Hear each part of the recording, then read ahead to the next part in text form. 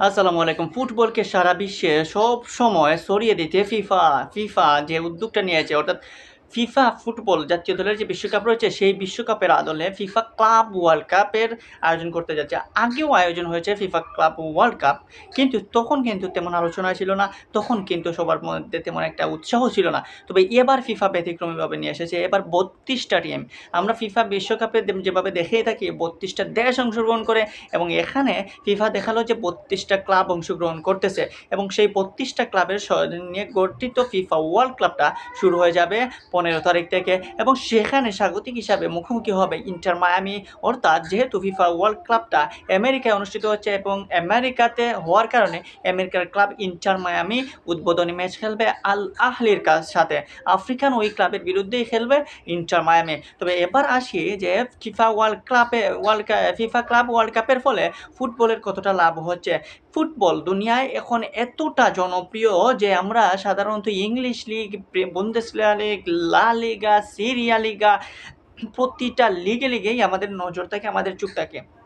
কারণ ফুটবলের প্রতি এতই আবেগী যে ফুটবল জয়টাই হোক না কেন, সকালে হোক বা ভোরে হোক কিংবা রাতে, আমরা রাত জেগে দেখি এবং সেটা যদি হয় কোনো টুর্নামেন্টের মাধ্যমে তাহলে তো টুর্নামেন্টের প্রতি তো আরও বেশি আকর্ষণ থাকে প্লেয়ারদের, সাপোর্টারদের, ফ্যানদের, প্রতিটা বিশ্বের সবার নজরই থাকে, মিডিয়া থেকে সবাই কিন্তু ওই দিকেই নজর রাখে।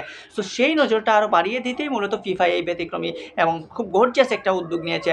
এবার ফিফা ক্লাব ওয়ার্ল্ড কাপ রয়েছে সেখানে ৩২ টা টিমের মধ্যে সর্বোচ্চটা ১২ টা টিম অংশগ্রহণ করতেছে ইউরোপ থেকে। তবে দুঃখের বিষয় ইউরোপ থেকে বার্সা এখানে চান্স পায় নাই। বার্সেলোনা খেলবে না এবার ফিফা ক্লাব ওয়ার্ল্ড কাপ, কারণ প্রত্যেকটা লিগ থেকে ২ টা বা ৩ টের উপর তারা অন্য বেশি কোনো দল নিতে পারছে না। সো সেখানে বার্সা এখানে বাদ পড়ে গেছে। যদিও তারা এবার উয়েফা চ্যাম্পিয়ন্স লিগে দুর্দান্ত পারফরম্যান্স করেছে, কিন্তু সেখানে লা লিগার অন্যতম সফল দল রিয়াল মাদ্রিদ রয়েছে এবং এশিয়া থেকে আমাদের রয়েছে ৪টা club. So Asia, Africa, conference Copa যেটাকে বলি আমরা, কিংবা প্রতিটা অঞ্চল যেগুলো রয়েছে ইউরোপের বাইরে প্রত্যেকটা অঞ্চল থেকে 4টা অংশগ্রহণ করলেও শুধুমাত্র ইউরোপ থেকে 12টা অংশগ্রহণ করতেছে। আবার ওসাসেনিয়া থেকে অকল্যান্ড সিটি নিউজিল্যান্ডের ওই টিমটাই অংশগ্রহণ করতেছে। সো ফুটবল দুনিয়ায় যে একটা ফ্যানদের মধ্যে যে একটা উত্তেজনা, সেই উত্তেজনার পারদটা আরও বেশি প্রশমিত হবে এবং আরও বেশি যত প্রশমিত হবে তত ফুটবল ফ্যানরাও আরও নজর রাখবে ফুটবলের প্রতি।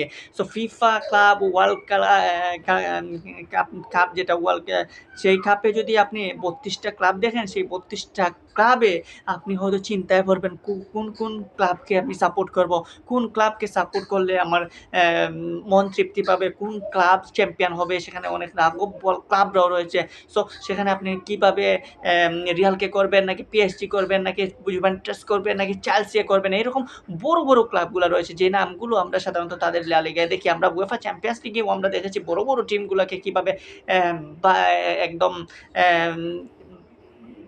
ধাপে পরাজিত করে আমাদের যে মিডল ক্লাস বা বলেন বা মাঝারি লেভেলের যে দলগুলো যেমন ইন্টার মিলান দুর্দান্তভাবে খেলে ফাইনালে এসেছিল। সো এখানেও বড় ক্লাবদেরকে দৌড়তে পারবে কি ছোট ক্লাবগুলো যাদেরকে আমরা চিনি না এখন পর্যন্ত, যাদের নিয়ে তেমন আলোচনা হয় না, তারাই কি এবার পারবে? সো এবার কিন্তু ফিফা ক্লাব ওয়ার্ল্ড কাপে সবচেয়ে আকর্ষণের কেন্দ্র হচ্ছে আমাদের কিছু বড় স্টার প্লেয়াররা, যেমন লিওনেল মেসি ইন্টার মায়ামিতে খেলেন। সো ইন্টার মায়ামি যেহেতু অংশগ্রহণ করছে স্বাগতিক হিসাবে, সো লিওনেল মেসির খেলা আপনি ক্লাব পর্যায়ে দেখতে পারছেন। ক্রিস্টিয়ানো রোনালদোও হতে পারেন এই ক্লাবের একজন সদস্য। তাকেও অনেকে চেষ্টা করছে, ট্রাই করতেছে অনেকে নেওয়ার জন্য। সর্বোচ্চ দেখা গেছে যে ব্রাজিল থেকেও 4টা টিম কিন্তু অংশগ্রহণ করেছে এই ক্লাব ওয়ার্ল্ড কাপে। সো সব কিছু মিলে ফিফা ক্লাব ওয়ার্ল্ড কাপটা আসলেই ফুটবল ফ্যানদের জন্য ভালো কিছু নিয়ে আসবে এবং ফুটবল ফ্যানরা এখান থেকে অনেক কিছু পাবে। এনজয়েবল একটা ম্যাচ হবে, এনজয়েবল একটা টুর্নামেন্ট হবে, আর সেটা আগামীকাল থেকেই শুরু হবে। তো ফিফা ক্লাব ওয়ার্ল্ড কাপে যেই দল হন না কেন কমেন্ট করে জানিয়ে দিন এবং আশা করি ফিফা ক্লাব ওয়ার্ল্ড কাপটা একদম ফিফা ওয়ার্ল্ড কাপের মতো দুর্দান্ত হবে এবং ফিফা ওয়ার্ল্ড কাপে আমরা যেভাবে দাপট দেখাই, ফিফা ওয়ার্ল্ড কাপের জন্য আমরা যেভাবে রাত জাগি, ফিফা ওয়ার্ল্ড কাপের জন্য আমরা যেভাবে আমাদের মধ্যে যে ধরনের উত্তেজনা থাকে, এই ফিফা ক্লাব ওয়ার্ল্ড কাপের জন্য সেম এনার্জি থাকবে প্রত্যেকটা ফুটবল ফ্যানদের। বাংলাদেশি ফ্যানরা এখন রাত জেগে ক্লাব ওয়ার্ল্ড কাপও হয়তো দেখবে, বোর হলেই শুরু হবে ক্লাব ওয়ার্ল্ড কাপ সেই প্রত্যাশায়।